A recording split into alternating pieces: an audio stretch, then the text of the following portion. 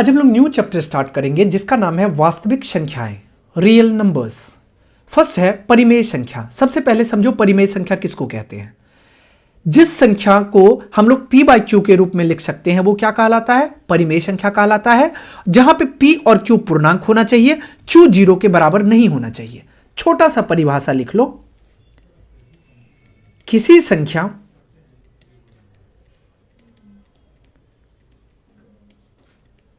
को परिमेय संख्या कहते हैं। परिमेय संख्या कहते हैं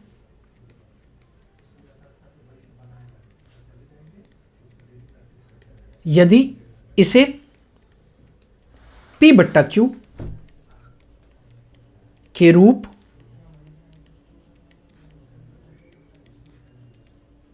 में लिखा जा सके। ओके, जहां p और q पूर्णांक है, जहां p और q पूर्णांक है। साथ ही साथ आपको यह बात ध्यान रखना है कि q 0 के बराबर नहीं होना चाहिए। अब बोलोगे सर कुछ एग्जाम्पल दीजिए, जैसे कि हम लिख लें 1/2, जैसे -3/4, और ये सारे के सारे किसके एग्जाम्पल हो जाएंगे, ये परिमेय संख्या के एग्जाम्पल हो जाएंगे। अब देखो p बट्टा क्यू के रूप में लिखा हुआ है, जहां पे एक भी पूर्णांक है, दो भी पूर्णांक है, और साथ ही साथ हर, जिसे हम लोग 2 देख रहे हैं, एक में हर 4 देख रहे हैं। बातें समझ में आ गई। अब आगे चलते हैं। अब एक चीज समझो, आगे समझ चलने से पहले यह बात ध्यान रखना कि परिमेय संख्या का दशमलव प्रसार क्या होता है, या तो शांत होता है, तो इसको आप लिख लो, यह आपके लिए इंपॉर्टेंट पॉइंट है। हम लोग कह सकते हैं कि परिमेय संख्या का दशमलव प्रसार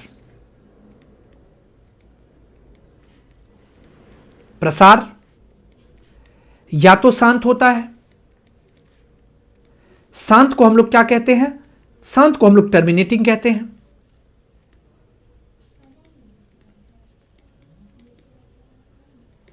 टर्मिनेटिंग होता है,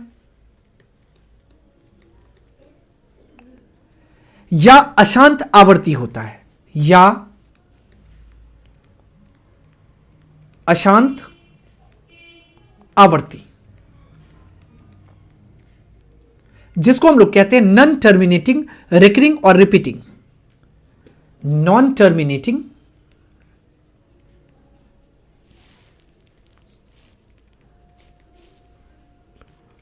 रिकरिंग और रिपीटिंग।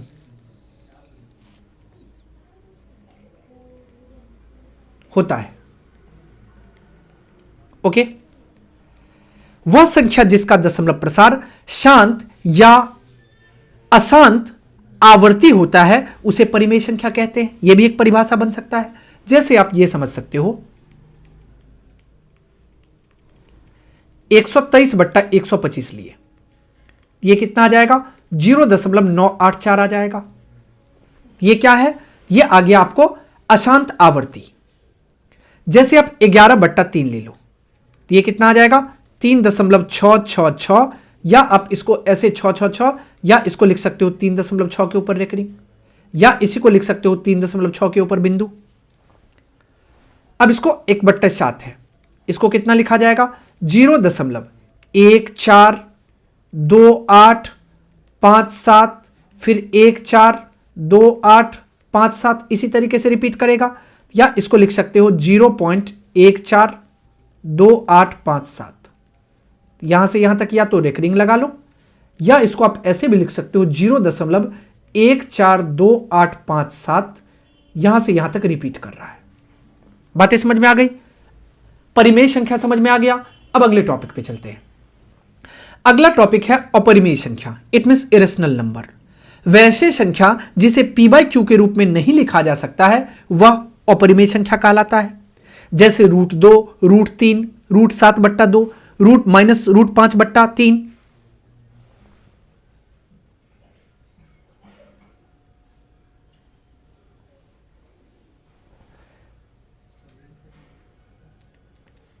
वह संख्या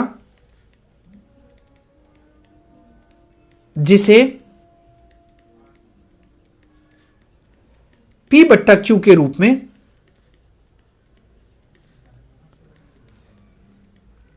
नहीं लिखा जा सकता, लिखा जा सके,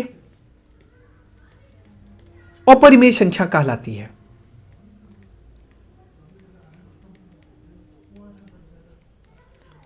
अपरिमेय संख्या कहलाती है। ओके, जहां PQ पूर्णांक है और Q बराबर नहीं 0 है। अब जैसे क्या सब आ जाएगा, √2, √3, √7/2 माइनस √5/3, ये सब एग्जाम्पल हो गए। ओके, अब चलो एक बार इसके दशमलव प्रसार के बारे में सोच लो।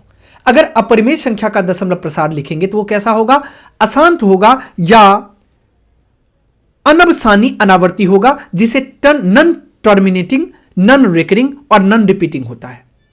जैसे अगर इसका दशमलव प्रसार करेंगे तो कैसा आ जाएगा, यह आ जाएगा √2 को अगर आप लिखोगे तो कितना आ जाएगा, 1.41421335 आगे की ओर बढ़ता जाएगा।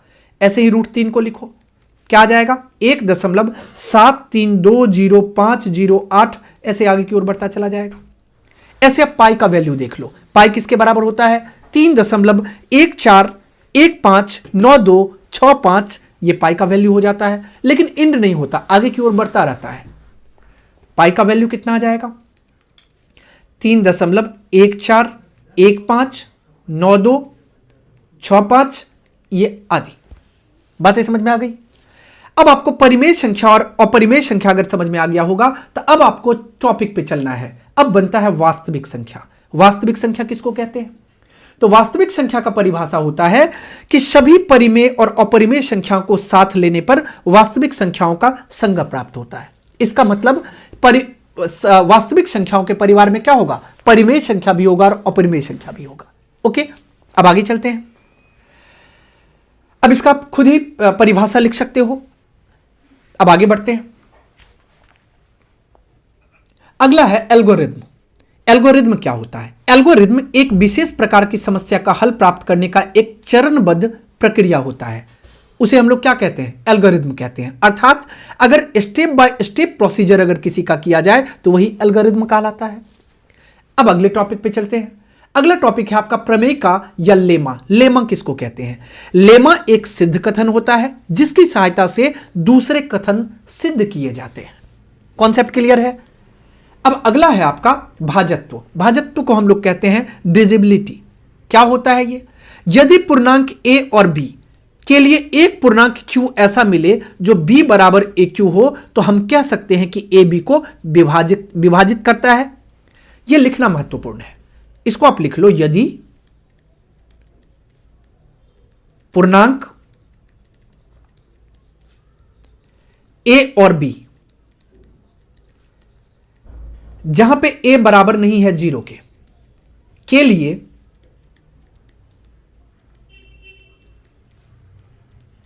एक पूर्णांक q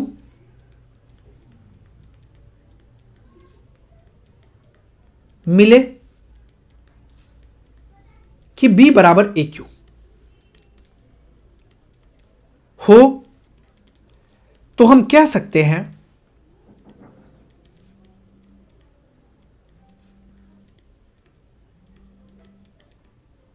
कि a b को विभाजित करता है।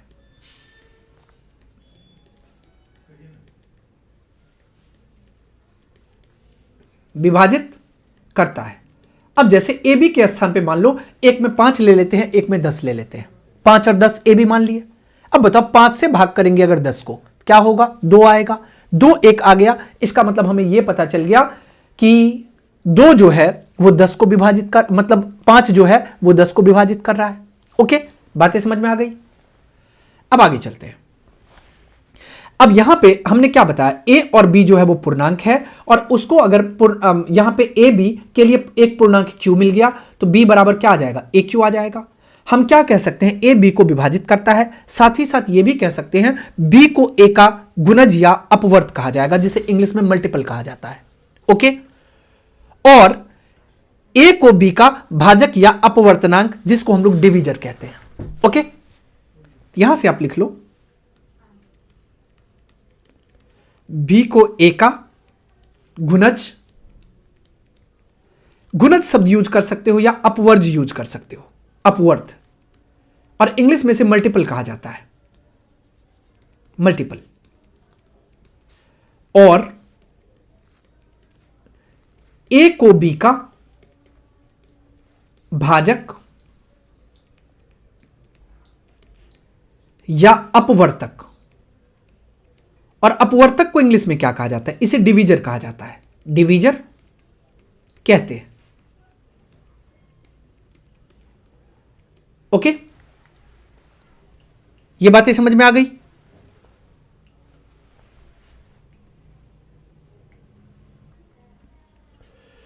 अब अगला टॉपिक में हम लोग देखेंगे विरोधाभास द्वारा प्रमाण। इसका मतलब प्रूव बाय कंट्राडिक्शन। अब इसका मतलब समझो, विरोधाभास का मतलब क्या होता है। अब देखो, इस विधि का प्रयोग में हम लोग सिद्ध करने के लिए मान लेते हैं कथन ए को सत्य मानेंगे, ठीक है।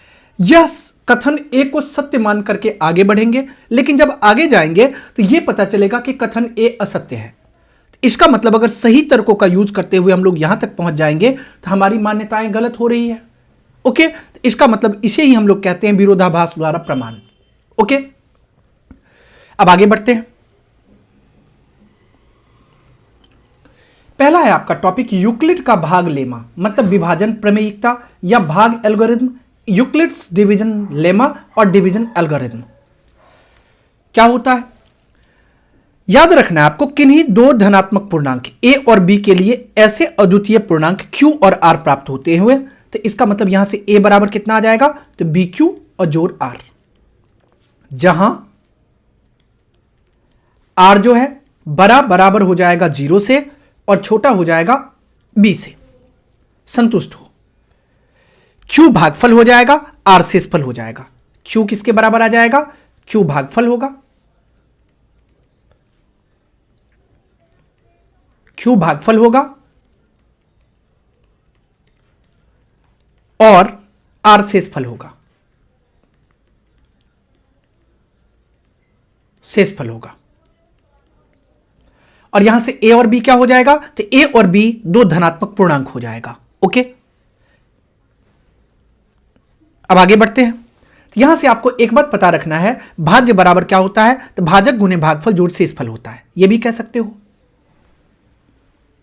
जैसे अगर इसका एग्जाम्पल के थ्रू हम देखें, पहला क्वेश्चन, अब 36 को क्या लिख सकते हो, तो 36 को लिख सकते हो 7 गुने 5 35 और जोड़ 1 36, तो भाज्य गुने भाजक 5 गुने 7 और जोड़ 1 लिख सकते हो, 36 आ जाएगा।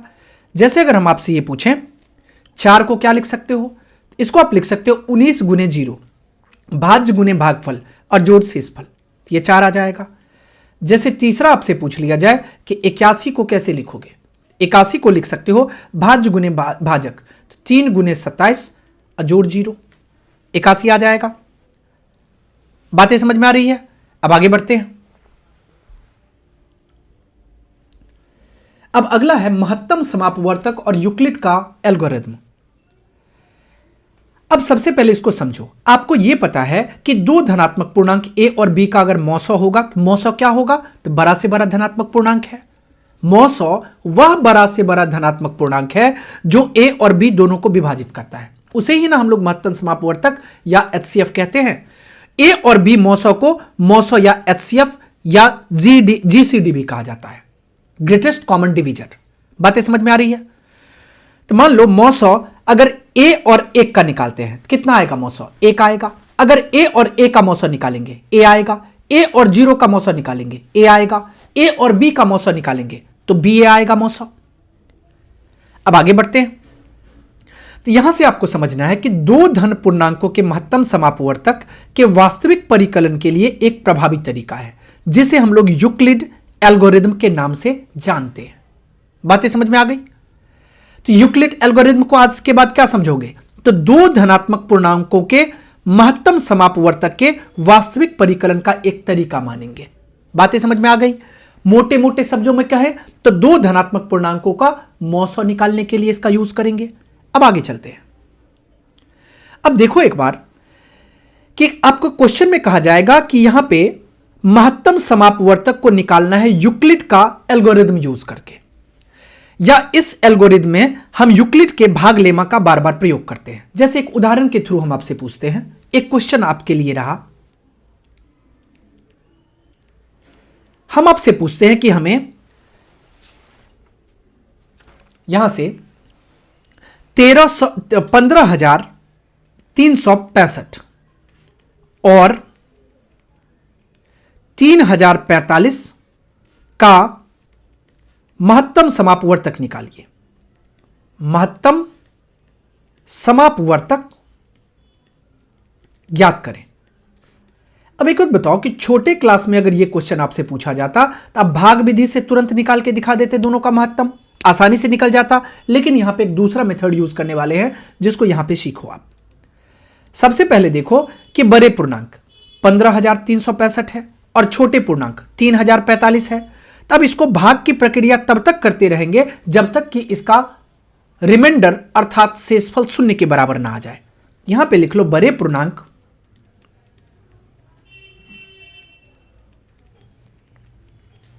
15,365 से क्रिया आरंभ करें। क्रिया आरंभ करें और शेष 0 पर क्रिया अंत करें या समाप्त करें। क्रिया अंत करें। अब आपको यह पता है कि यूक्लिड का भाग लेमा क्या कहता है, तो ए बराबर होता है, भाग लेमा हमें पता है, ए बराबर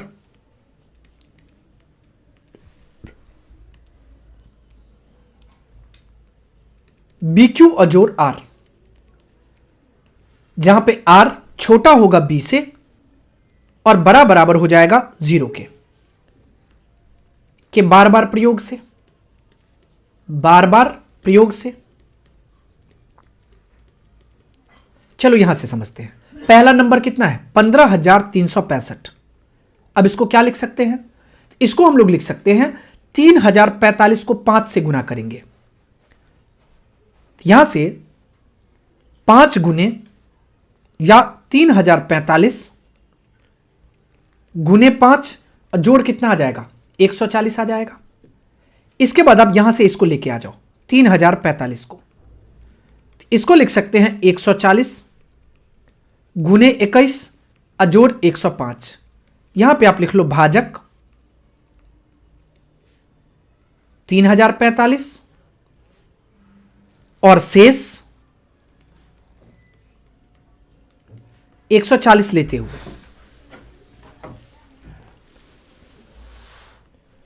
हुए यहां से अब 140 को नीचे कर लो। 140 बराबर 105 गुने 1 अजोड़ 35। यहां से देखो भाजक 140 आ जाएगा और शेष 105 लेते हुए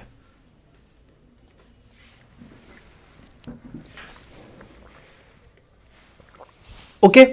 इसके बाद अब 105 को नीचे करो, यह आ जाएगा 35 गुने 3 अजोड़ 0। यहां से भाजक कितना आ जाएगा, तो भाजक 105 आ गया और शेष 35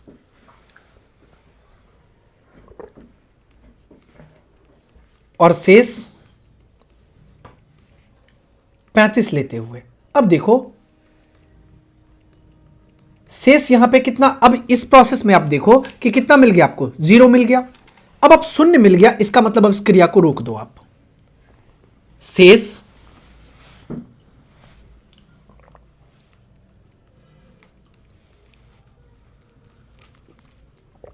अब शून्य हो चुका है, शून्य हो चुका है। अब इस प्रक्रिया को रोक देना है, अतः क्रिया का अंत करेंगे। चलो, तो यहां से आपको क्या मिला? पहले मौसौ मिला, मौसौ निकाला गया 105 और 35 का, और यह बराबर हो गया मौसौ 140 और 105 का। यह बराबर हो गया किसके? तो मौसौ 3045 और 140 का, और यह बराबर हो गया मौसौ 15,365 और 3,045 का, और यह बराबर किसके आ गया? 35। बातें समझ में आ गई? और यह 35 क्या है? अंतिम अशून्य शेष है। यहां पे आप लिख लो जो अंतिम अशून्य शेष है। ओके,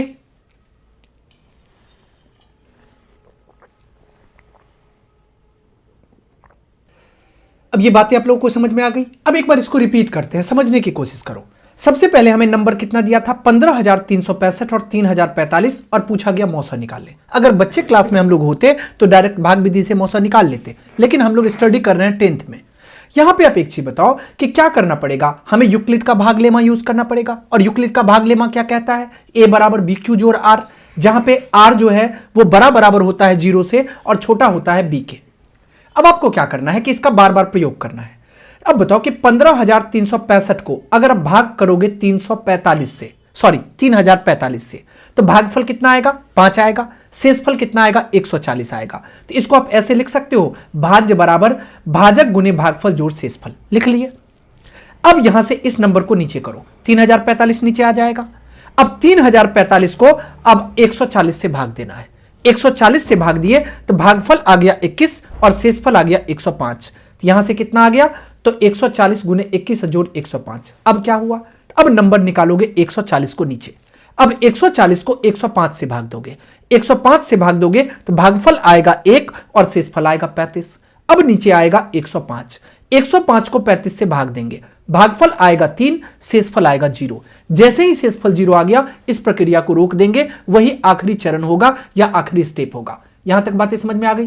तो मौसौ निकालना था, तो फाइनली यहां पे क्या आ गया? 35 आ गया, क्योंकि देखो लास्ट स्टेप में अंतिम अशून्य शेष क्या है? 35 है। बातें समझ में आ गई? अब आगे बढ़ते हैं। चलो, अब हम लोग चलेंगे, कुछ क्वेश्चन को सॉल्व करेंगे, लेकिन उससे पहले कुछ बिंदुओं पर विचार करना आवश्यक है। पहला बिंदु याद रखोगे, ए बराबर बी क्यू जोड़ आर होता है, तो मौसौ ए और बी का निकालेंगे तो मौसौ बी आर के बराबर हो जाएगा। पॉइंट नंबर 2, अंतिम अशून्य शेष अथवा जब शेष शून्य आता है तो उस चरण का भाजक मौसौ होता है। उस चरण का भाजक क्या हो जाता है? मौसौ। पॉइंट नंबर 3, बी क्यू जोड़ आर के रूप में पूर्णांक होते हैं। ओके, अब आगे चलते हैं। अगला है साधित प्रश्न। पहला क्वेश्चन में पूछा गया कि यूक्लिडियन एल्गोरिथम के प्रयोग से निम्नलिखित के मौसौ ज्ञात करें। अब मौसौ ज्ञात करना है तो स्टार्ट कहां से? पहला क्वेश्चन में आपको दिया गया है 867 और 255। अब इसको हल करोगे तो स्टार्ट कहां से करेंगे? बड़ा पूर्णांक 867 है, तो प्रारंभ करेंगे 867 से। यहां बड़ा पूर्णांक 867 है, क्रिया का प्रारंभ भी इसी से होगा। क्रिया का प्रारंभ 867 से होगा। चलो, अब एक बात बताओ कि यूक्लिड का भाग लेमा क्या कहता है? हमें भाग लेमा के बारे में पता है कि यह कहता है ए बराबर बी क्यू जोड़ आर, जहां पे आर छोटा हो जाएगा बी से और बराबर होगा 0 के। यह पता है। अब यहां से हम स्टार्ट करते हैं। अब चलो, अब साइड में हम आपको प्रोसेस करते हुए दिखाते हैं ताकि आप भी समझ सको कि हो कैसे रहा है। अब बताओ कि 867 को लिख सकते हैं 255 और गुने 3 और जोड़ 102। अब आप बोलोगे सर जी ये कहां से आ गया आपको, तो हम 255 से भाग दे देते हैं 867 को।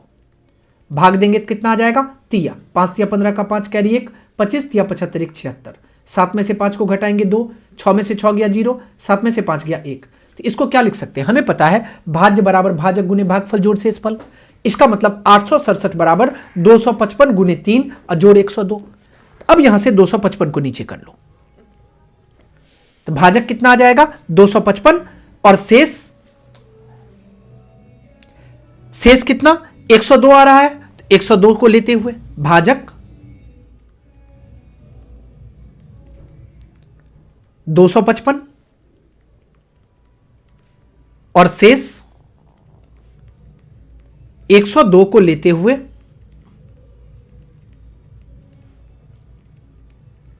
भाग लेमा से, भाग लेमा से। अब आप क्या करो कि 102 से भाग कर लो 255 को। 102 दूना 204, 5 में से 4 गया 1, 5 आ गया कट गया। इसका मतलब इसको क्या लिख सकते हैं 102 गुने 2 अजोड़ 51। ओके, अब आप एक चीज देखो, शेषफल कितना है 51 है, भाजक कितना है 102 है। यहां पे लिख लो भाजक 102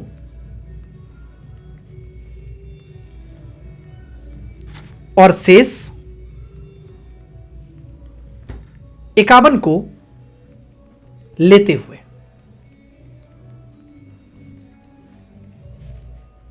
भाग लेमा से।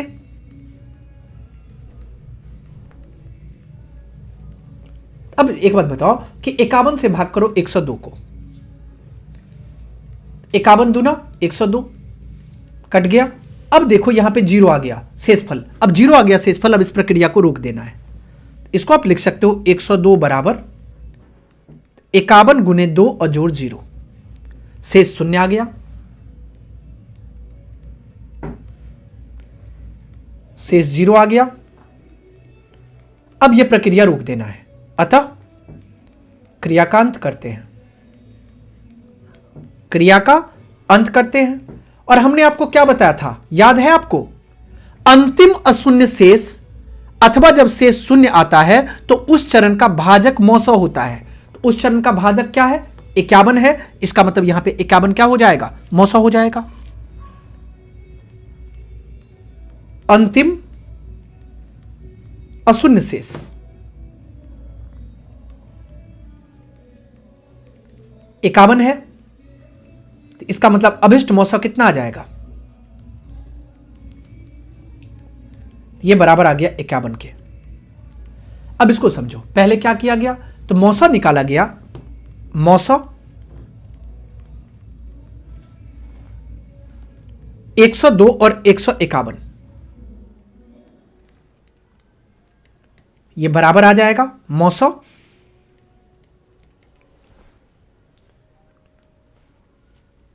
255 102